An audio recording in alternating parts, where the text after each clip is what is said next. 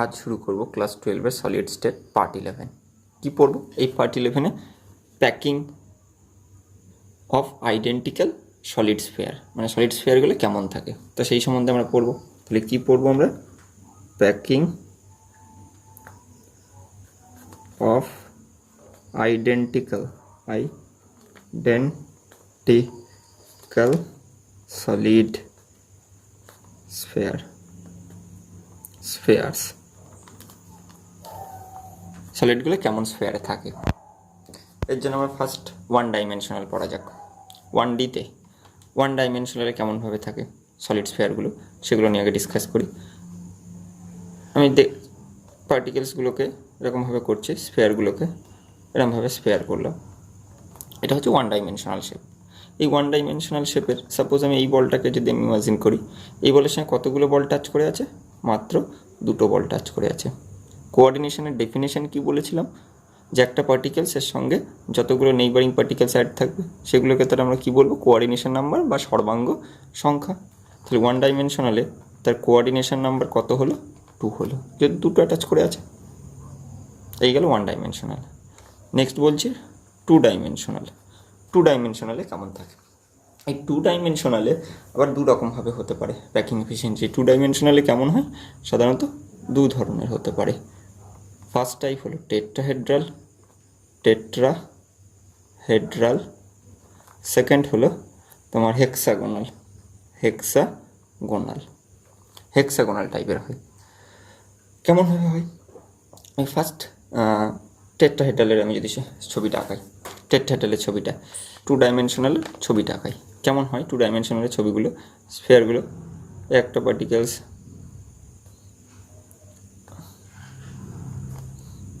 ঠিক এই বলটার নিচেই আর একটা বল, আমি যদি বল ইমাজিন করি, ঠিক এই বলটার নিচেই আর একটা বল রেখেছি।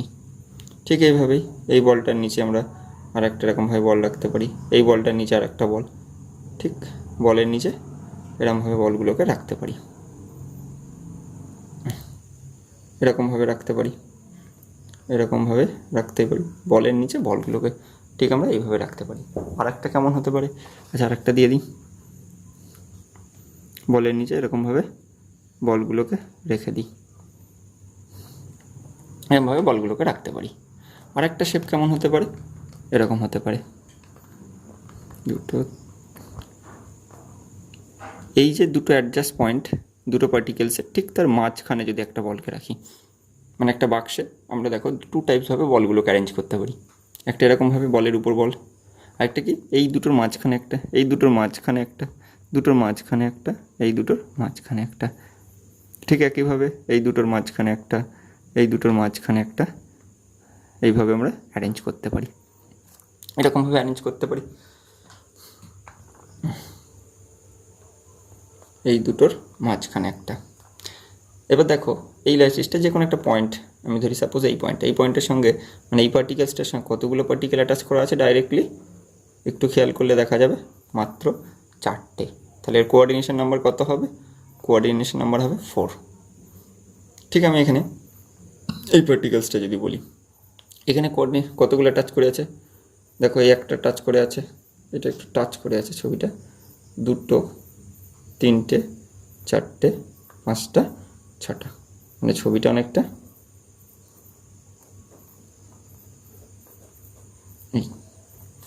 এরকমভাবে টাচ করেছে 6টা। তাহলে এটা কোঅর্ডিনেশন নাম্বার কত হবে? 6টা টাচ করেছে বলে 6। যেহেতু 4টে টাচ করে আছে এবং একটা টেট্রাহেড্রালের মতো দেখতে, তাই এটাকে আমরা কি বলবো? টেট্রাহেড্রাল বলবো। আর এটাকে আমরা কি বলবো?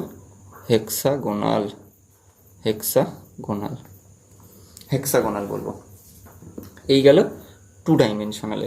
আচ্ছা, তার আগে বলি, এই যে আমরা ওয়ান ডাইমেনশনাল বললাম, টু ডাইমেনশনালে যে কথাগুলো বললাম, এই ক্ষেত্রে কি থাকে? একটা পার্টিকেলসে সাধারণত অ্যাটম থাকতে পারে, আইদার আয়ন্স অর মলিকুলস। ইলেকট্রন কিন্তু কখনোই থাকবে না। তাহলে কি থাকতে? অনেক সময় এমসিকিউ কোয়েশ্চেনে থাকে, তাই একটু লিখতে পারো। দি কনস্টিটিউট particles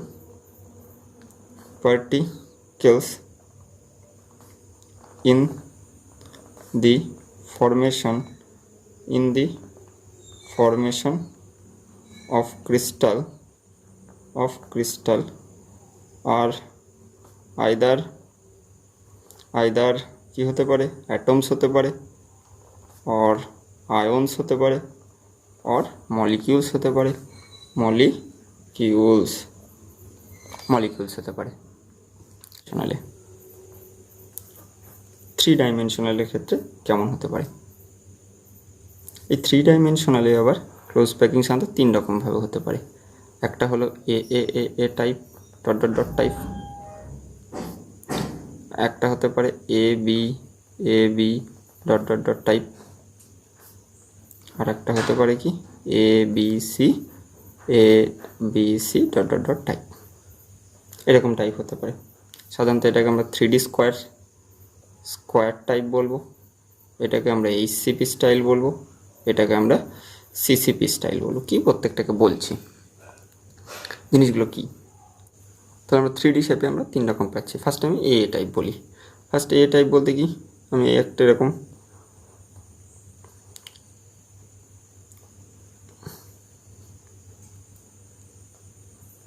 এই যে এ টাইপ, এর উপরে যদি এটা যদি লেয়ার এ হয়, এর উপর আমরা আর একটা লেয়ার রাখছি এ লেয়ারই, ঠিক এইভাবেই তার উপর আর একটা এরকমভাবে যে শেপটা হয়, তখন তাকে আমরা কি বলবো, এ টাইপ লেয়ার। তাহলে এটা কি টাইপ লেয়ার, মানে কি টাইপের ক্রিস্টাল, এ টাইপের ক্রিস্টাল, এ টাইপের ক্রিস্টাল। একটু ভালো করে যদি আমরা বুঝি, সাপোজ দেখো এই পার্টিকেলসটা কটা বল টাচ করে আছে, 4টে বল টাচ করে আছে। 3D বলেছি, এর উপরে তার একটা লেয়ার আছে, তাই উপরে যখন লেয়ারটা থাকে এই বলটার সঙ্গে উপরে আর একটা বল টাচ করে আছে, মানে এরকম একটা ওখানে বল টাচ করেছে, একইভাবে নিচে একটা বল টাচ করে আছে। তাহলে টোটাল কতগুলো বল টাচ করেছে, 6টা। তাহলে কোঅর্ডিনেশন নাম্বার কত হবে, 6। এই গেল কি এ টাইপ গেল। এবার আমরা বলবো A B type, A B এত টাইপ। এই ছবিটা একটু জটিলতার, বাট একটু দেখতে থাকো, আশা করি অসুবিধা হবে না। এ বি টাইপে কী হতে পারে, পার্টিকেলসগুলোকে কেমনভাবে থাকতে পারে। ফার্স্ট অফ অল আমি এরকমভাবে পার্টিকেলগুলোকে কনস্টিটিউট করছি, এরকম একটা ছবিটাকে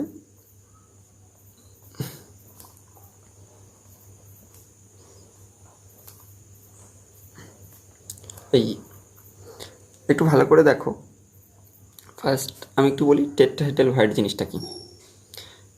এবার আগে বলি টেট্রাহেড্রাল ভাইট জিনিসটা কি, আর একটা অক্টাহেড্রাল ভাইট জিনিসটা কি। টেট্রাহেড্রাল ভাইট হচ্ছে তোমার সাপোজ এইরকম যে একটা বল, দুটো বল আর একটা 3টে বল, এর মাঝখানে যে ফাঁকা স্থানটা আছে, 4th নাম্বার বলটা যখন আমি এর উপরে বসাবো, তখন কী হবে, এই যে ফাঁকা স্থানটা আছে, এই ফাঁকা স্থান টাইপটা আমাকে কী বলবো আমরা, টেট্রাহেড্রাল ভাইটস বলবো। তাহলে সাপোজ দেখো এই 3টে বল, এর মাঝখানে আমি আরেকটা বল টাচ রাখতেই পারি, যখন আমি 3 ডাইমেনশনাল করবো। এটা যদি লেয়ার 1 হয়, এর উপর যদি একটা লেয়ার রাখি, তখন তাহলে কী হবে, এর উপর যখন আরেকটা বলে, তখন এখানে কি একটা ফাঁকা স্থান বা ভাইট সৃষ্টি হচ্ছে। এই ভাইটটা কেমন দেখতে, তাহলে টেট্রাহেড্রাল। এই ভাইটটাকে আমরা কী বলবো, টেট্রাহেড্রাল ভাইট বলবো। বলছি কি টেট্রাহেড্রাল ভাইট আরও ডিটেলস, তাহলে এরকম ভাইটকে আমরা কী বলবো, টেট্রাহেড্রাল ভাইট বলবো। তাহলে এখানে কি ভাইট সৃষ্টি হবে, মানে কি খালি স্থান, টেট্রাহেড্রাল ভাইট। টি ভাইট সৃষ্টি হবে, টি ভাইট। এখানেও তাই, টি ভাইট। এই 3টের জন্য এই 3টের জন্য টি ভাইট, এই 3টের জন্য টি ভাইট, এই 3টের জন্য টি ভাইট, এরকমভাবে সব টি ভাইটগুলো সৃষ্টি হবে। এবার তার উপর যদি আর একটা লেয়ার রাখে, এগুলোকে যদি আমি পার্টিকেলস সব কল্পনা করে দিই, এগুলো সব একটা করে পার্টিকেলস আছে, এগুলো সব একটা একটা পার্টিকেলস। এর উপরে যদি এখানে আর একটা বল রাখি, তখন দেখো কেমন কী সৃষ্টি হচ্ছে। আগে দেখি আরও একটা ভাইট কথা বলো, অক্টাহেড্রাল। সাপোজ একটা পার্টিকেলস এর চারিদিকে একটু ভালো করে দেখো, এই পার্টিকেলসটা থেকে 6টা পার্টিকেলস অ্যাড করে আছে।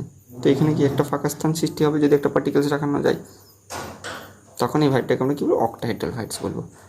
তো এর উপরে যদি আরও একটা পার্টিকেলস এরকম রাখা যায়, তাহলে কী সৃষ্টি হচ্ছে, অক্টাহেড্রাল ভাইট সৃষ্টি হচ্ছে।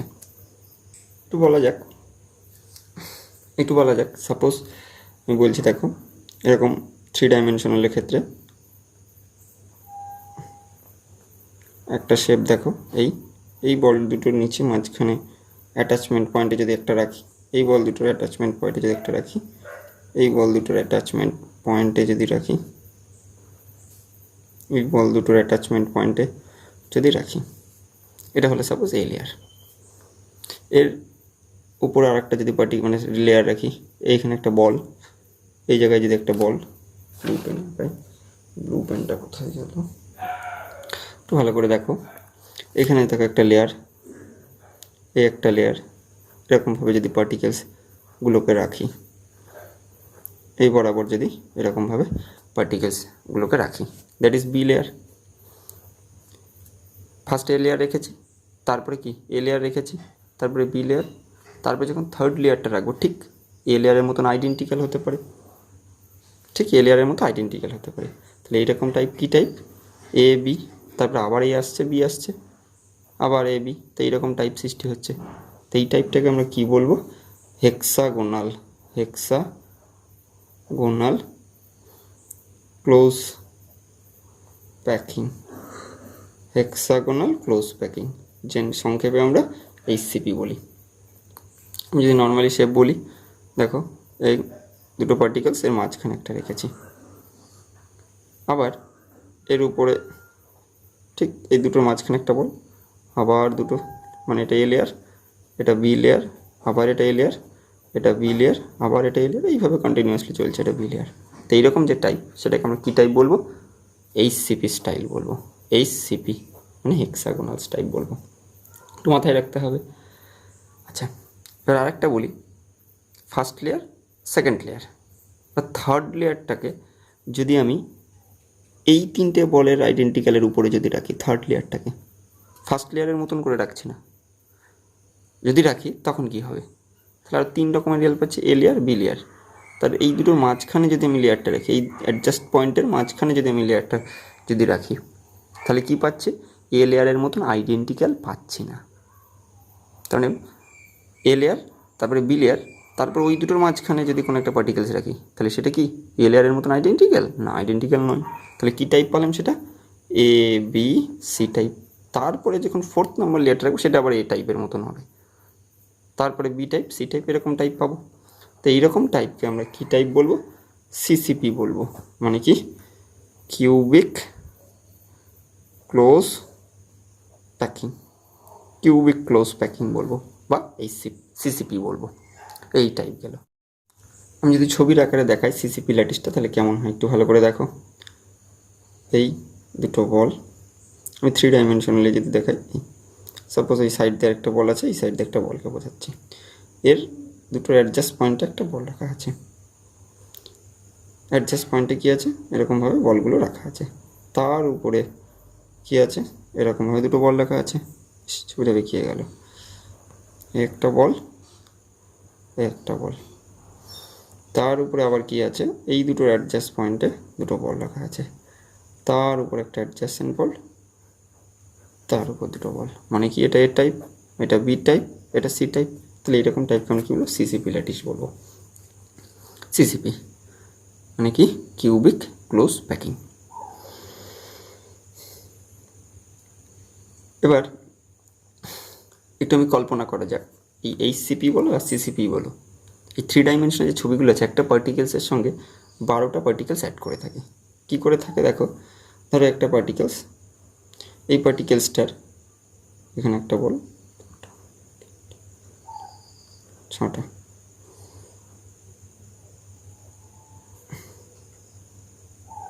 এখানে একটা বল, দেখো এটা যদি 1 নম্বর লেয়ার হয়, 2 নম্বর বল, 3, 4th, 5th, 6th, এটা 7, 8, 9, 10, 11, 12, মানে এখানে যদি একটা পার্টিকেলস থাকে, তাহলে কি হবে, 12 পার্টিকেলসের সঙ্গে অ্যাটাচ থাকবে।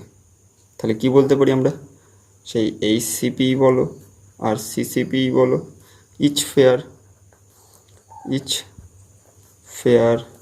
ইজ সারাউন্ডেড বাই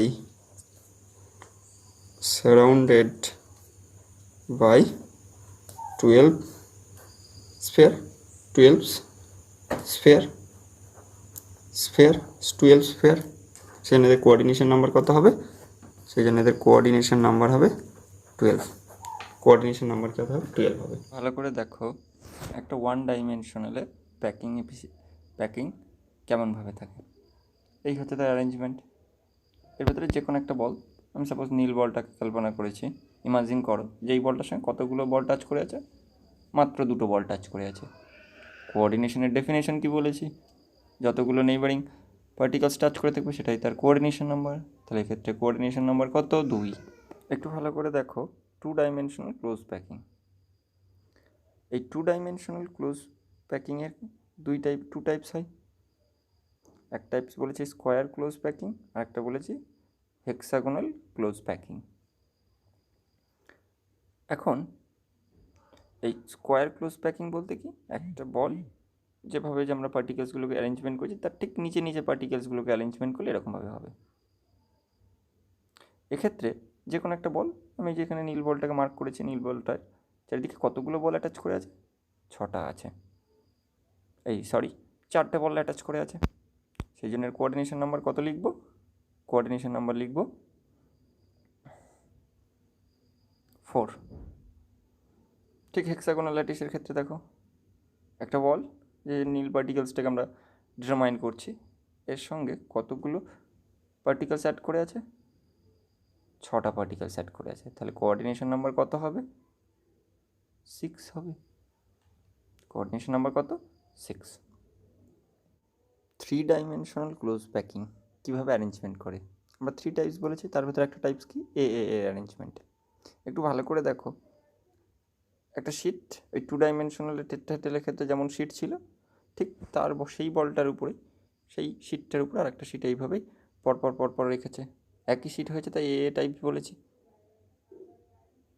তার জন্য একটু ভালো করে কম্পেয়ার করলে দেখা যাবে যে একটা পার্টিকেলস এর চারিদিকে 6টা পার্টিকেলস অ্যাড করে আছে।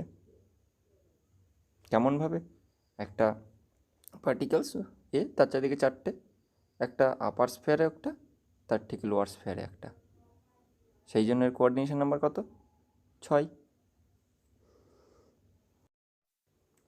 এবার দেখো সেকেন্ড একটা type A B type arrangement. এই টাইপের অ্যারেঞ্জমেন্টকে আমরা কী বলি? HCP বা হেক্সাগোনাল ক্লোজ প্যাকিং। এই অ্যারেঞ্জমেন্টের এ শিট, তার উপরে একটা বি শিট, তার উপরে আবার যদি একটা ওই শিটটাই রাখি এ শিট, আবার তার উপরে বি শিট, এইভাবে রাখলে এরকম যে শেপটা হয় তাকে আমরা কি বলবো? HCP স্ট্রাকচার বলবো। এই HCP স্ট্রাকচারের ক্ষেত্রে একটা পার্টিকেলস তার চারিদিকে কতগুলো পার্টিকেলস অ্যাড করে আছে? 6টা, সেই 12 পার্টিকেলস, ঠিক আছে, অ্যাটাচড আছে।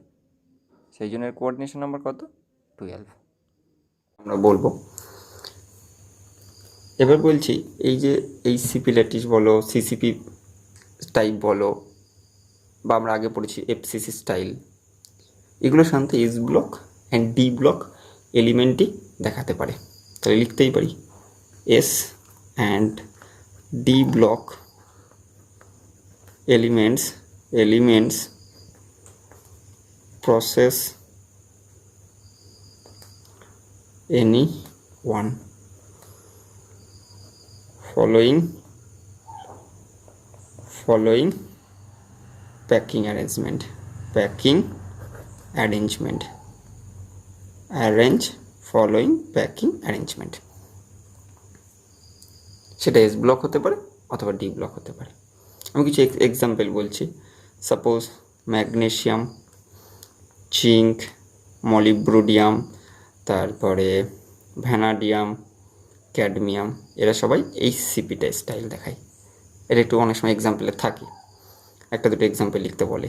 Copper, silver, gold, nickel, platinum, এরা সবাই কী স্টাইল? CCP স্টাইল দেখাতে পারে, অর FCC, কারণ CCP স্টাইলটা অনেকটা FCCর মতন দেখতে হয়। তারপরে lithium, sodium, potassium, rubidium, barium, এরা সব কী টাইপ?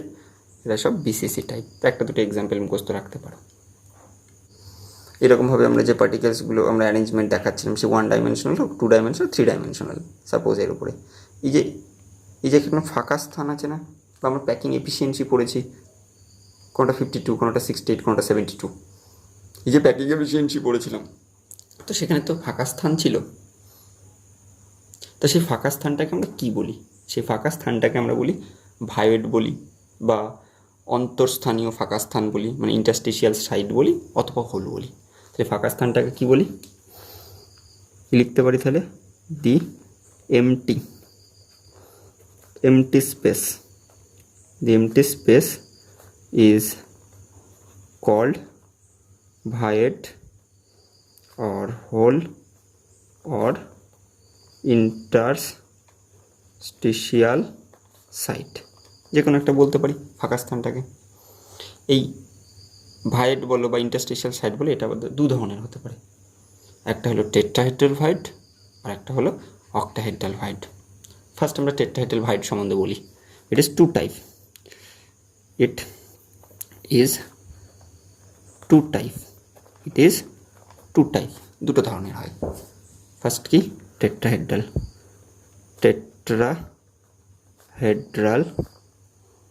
ভাইড। টেট্রাহেড্রাল ভাইডটা কি, একটু ছবিটার দিকে তাকাও। টেট্রাহেড্রাল ভাইডের ক্ষেত্রে ছবিটা থেকে বোঝা যাচ্ছে যে এখানে কতগুলো ফাঁকা স্থান আছে, 8টা ফাঁকা স্থান আছে। দেখো ব্ল্যাক ডট দিয়ে যেটা বোঝানো আছে সেটা আমরা ফাঁকা স্থান বলছি। তাহলে এখানে কতগুলো ভাইডস আছে টেট্রাহেড্রালে, 8টা ফাঁকা স্থান আছে। এখানে লিখে ফেলি নাম্বার অফ টেট্রাহেড্রাল ভাইড কতগুলো আছে, 8টা আছে। আচ্ছা ভালো কথা। আর নাম্বার অফ ইউনিট সেল কতগুলো, ইউনিট পার্টিকেলস কতগুলো থাকে, নাম্বার অফ ইউনিটস বা পার্টিকেলস কতগুলো থাকে সেটা ক্যালকুলেটটা আমি আরও নাম্বার অফ ইউনিটস আর পার্টিকেলস কতগুলো থাকে সেটা কতগুলো আছে একবার ক্যালকুলেট করেই দেখাই নেই। Number of units in packing side, প্রতিটা কর্নারে থাকার জন্য 8টা কর্নার আছে, প্রতিটা কর্নারের জন্য 1/8 প্লাস আর কোথায় আছে, ফেসে আছে, তো 6 × ½ 1 + 3 মানে 4। একটু ভালো করে দেখো এখানে নাম্বার অফ ইউনিটস পার্টিকেল কতগুলো আছে, 4টে আছে, বাট ফাঁকা স্থান কতগুলো আছে, 8টা আছে। তার মানে বলতে পারি যে টেট্রাহেড্রালের ক্ষেত্রে যতগুলো পার্টিকেলস থাকে তার ফাঁকা স্থান বা ভাইড কতগুলো থাকে, তার টুয়াইস্ট মানে তার দ্বিগুণ থাকে। তো এটা খুব ইম্পর্টেন্ট, নিউমেরিক্যাল প্রবলেমের ক্ষেত্রে অনেক সময় আসে।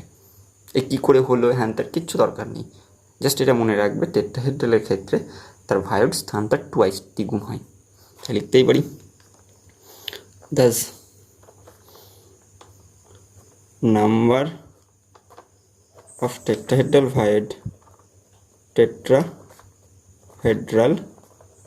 ভাইডস is twice the number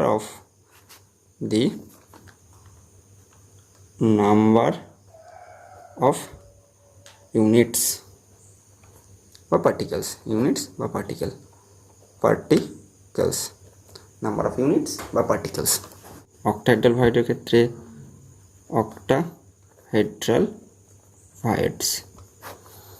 octahedral ভাইডসের ক্ষেত্রে দেখো একটু ছবিটার দিকে তাকাও, ভাইড স্থান কতগুলো আছে, ব্ল্যাক ডটে বোঝানো আছে 4টে আছে। তাই লিখতেই পারি নাম্বার অফ অক্টাহেড্রাল ভাইড কতগুলো, 4।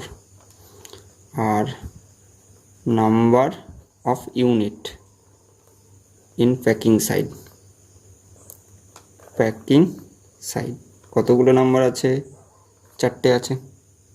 তার মানে কি অক্টাহেড্রাল ভাইডের ক্ষেত্রে যতগুলো ইউনিট পার্টিকেলস থাকে ফাঁকা স্থান বা ভাইড ততগুলোই থাকে। তাই লিখতেই পারি যে number of octahedral voids is equal to the number of units at packing side অক্টাহেড্রালের ক্ষেত্রে যতগুলো পার্টিকেলস থাকবে ভাইড স্থানও ততগুলো থাকবে। এখান থেকে কি থাকবে, পরীক্ষার সময় কোয়েশ্চেন থাকতে পারে যে অক্টাহেড্রালের ভাইড সংখ্যা কত, পার্টিকেলস যদি n নাম্বার হয় তাহলে ভাইড কত হবে, n নাম্বারই হবে। তো এখান থেকে জেনারেলি নিউমেরিক্যাল প্রবলেম থাকে। তো একটা নিউমেরিক্যাল প্রবলেম বলা যাক। সাপোজ একটা কোয়েশ্চেন লিখছি আমি, ইন এ কম্পাউন্ড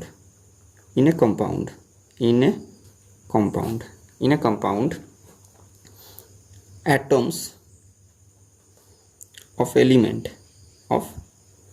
elements কি ধরি আমি, suppose y form CCP lattice and those element একটা x ধরি, x occupy কত ধরবো, suppose 2/3 2/3 tetrahedral void. So write formula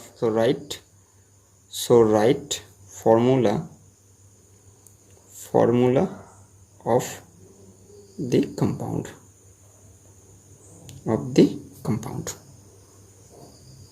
compounder. একবার অঙ্কটা পড়ি, কি লিখেছি আমি নিউমেরিক্যাল প্রবলেমটা পড়ি। In a compound atoms of element y form CCP lattice and those element occupy 2/3 tetrahedral void. So write formula of the compound. চলো কীভাবে করবো দেখো। সাপোজ ধরে নিই, let number of atoms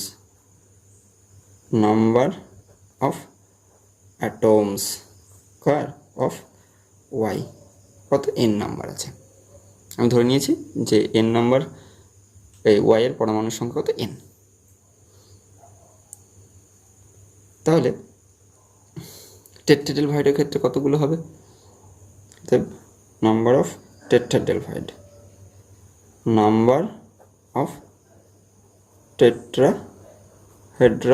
void. কেন করলাম টেট্রাহেড্রাল ভয়েড, কোয়েশ্চেন বলে দিয়েছে তো টেট্রাহেড্রাল ভয়েড। তো টেট্রাহেড্রাল ভয়েডের ক্ষেত্রে কী হবে, যতগুলো অ্যাটম থাকবে তার টুয়াইস মানে 2n। যদি অক্টাহেড্রাল বলতো তাহলে এনই করতাম, আর 2n করার দরকার ছিল না।